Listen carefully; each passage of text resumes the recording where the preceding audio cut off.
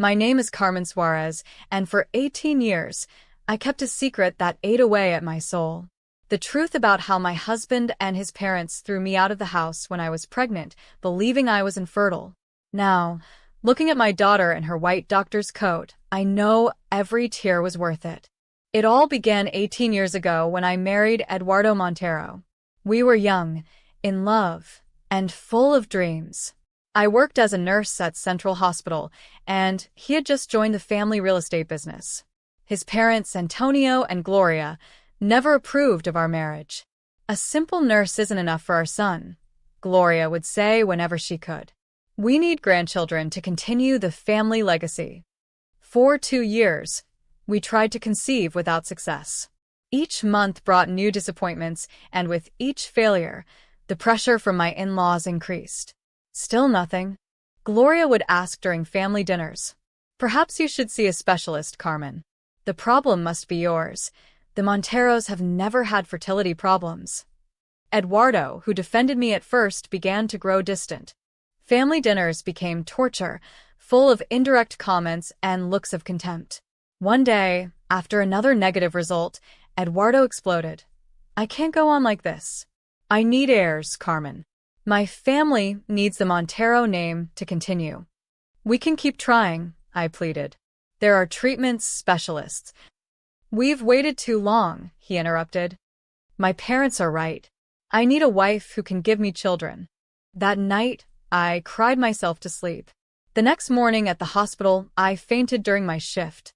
My friend and colleague, Dr. Laura Santos, insisted on running tests. "Carmen," she said with a smile, "you're pregnant." I couldn't believe it. After 2 years of trying, it had finally happened. I ran home to give Eduardo the news, but what I found broke my heart. Eduardo was in the living room with his parents and a woman I didn't know. Seeing me, Gloria smiled maliciously. "Carmen, good thing you're here. Let me introduce you to Lucia. She'll be Eduardo's new wife." I froze. "What?" "I've made my decision," said Eduardo, not meeting my eyes. "The divorce is in process. I need a woman who can give me children." But the words caught in my throat. "I'm pregnant." The silence that followed was deafening. Then Gloria laughed. "Please, don't be ridiculous. After 2 years, now you're suddenly pregnant? Do you think we're stupid?" "It's true," I insisted, pulling the test results from my purse. "Dr. Santos confirmed it today." Eduardo took the papers, his face paling as he read. But before he could say anything, his father intervened. "She probably got pregnant by someone else." Antonio spat. "You think we don't know how nurses are with doctors? How dare you?" My voice trembled with indignation. "This baby is Eduardo's." "Get out of my house," Gloria ordered. "We won't let you ruin our son's future with a bastard." I looked at Eduardo, hoping he would defend me, believe in me. But he just looked away. "It's better if you leave, Carmen." That night, as I packed my things between tears, I made a decision. If they didn't want my baby, they didn't deserve to be part of its life. I moved in with Laura, who offered not just a place to live, but also an opportunity. "They're opening a new hospital in France," she told me. "They need medical staff. You could start a new life there." And so I did. With a broken heart but intact determination, I left everything behind. In France, my life took a new direction. The hospital not only gave me work, but helped me continue my studies. My daughter, Elena, was born healthy and beautiful and grew up surrounded by love. I never hid from Elena that I was a single mother, but I also never told her the complete truth about her father. "We separated before you were born," was all I would say when she asked. Elena turned out to be brilliant. She graduated high school at 16 and went straight into medical school. By 24, she was already a respected pediatric surgeon. "Mom," she told me one day, "they offered me a special residency in Spain, at Central Hospital." My heart stopped. The same hospital where it all began. "Elena, there's something I need to tell you." But she interrupted me with a smile. "I already know, Mom. I know who my father is." "How?" "I did my own research. Eduardo Montero, right? I looked him up online. His real estate company went bankrupt 5 years ago. He's working as a salesman at a small real estate agency. I sat down, feeling the weight of 18 years of secrets. I'm sorry. I should have told you sooner. Don't apologize, Mom. I understand why you kept it secret. But now I want him to know who I am. I want him to see what he lost. And so, 18 years later, we returned to Spain. Central Hospital had changed little. Elena quickly integrated into the surgical team, earning her colleagues' respect with her skill and dedication. A month after our arrival, Eduardo was admitted for emergency care after a car accident. Nothing serious, but he needed minor surgery. And Elena was the surgeon on duty. I was in the waiting room when I saw Gloria and Antonio. They had aged, but their arrogance remained intact. They didn't recognize me at first. "How is our son?" they asked Elena when she came out to give the report. "Stable," she responded professionally. "The surgery was a success."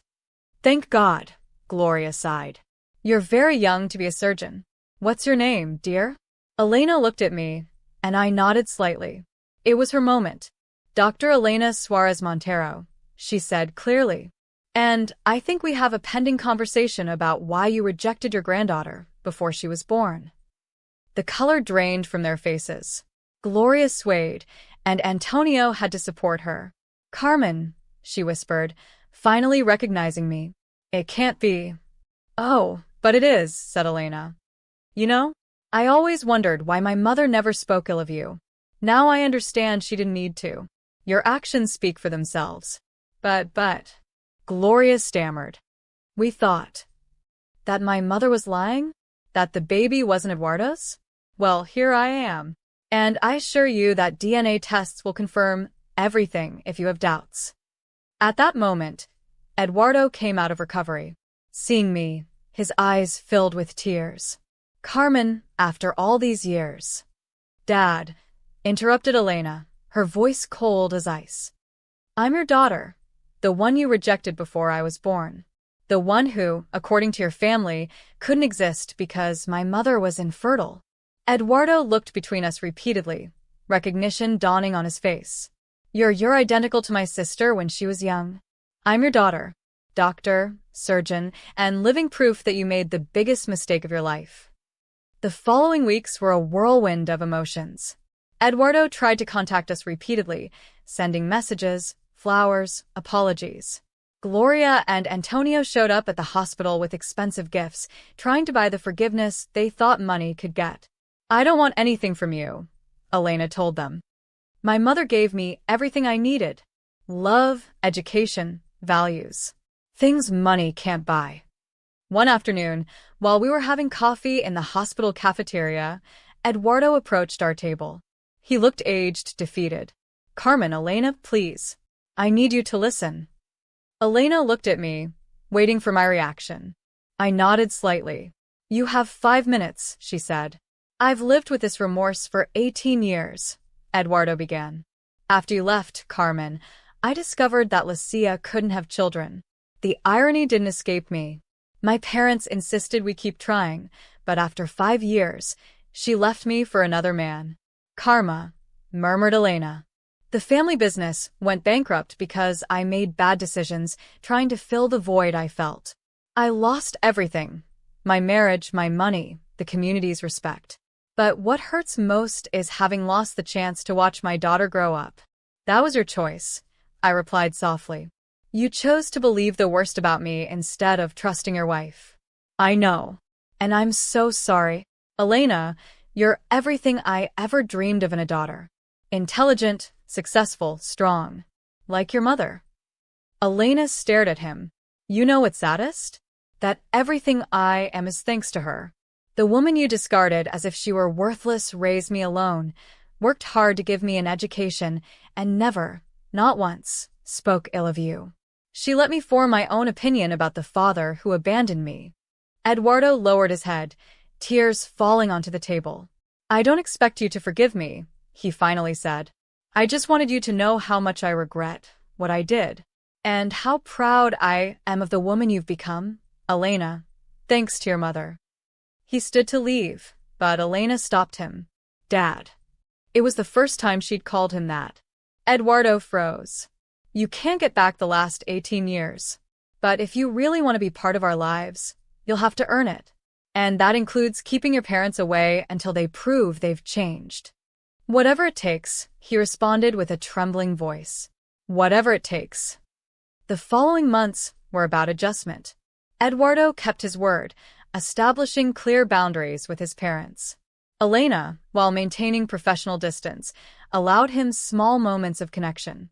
Gloria and Antonio made one last attempt to buy our forgiveness, offering to put the family house in Elena's name. I don't need your house or your money, she responded. I have something better, a mother who loves me unconditionally and the satisfaction of having earned each of my achievements on my own merit.